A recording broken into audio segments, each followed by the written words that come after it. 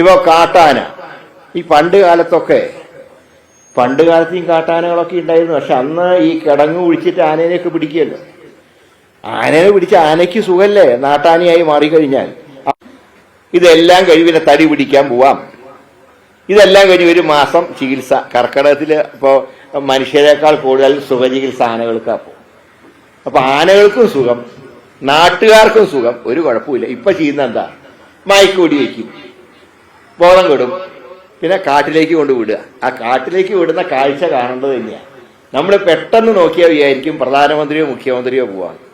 2-3 pilot വാഹനം, അതിന്റെ ഇപ്പുറത്ത് മറ്റേ കൂട്ടിൽ കയറിയ ആന, അതിന്റെ പിന്നിൽ 5-6 എസ്കോർട്ട് വണ്ടികൾ വേറെ, ഒരു ആംബുലൻസും. എന്തിനാ, ആനയ്ക്ക് വെടിയേറ്റ ആംബുലൻസിൽ കയറ്റാൻ പറ്റും.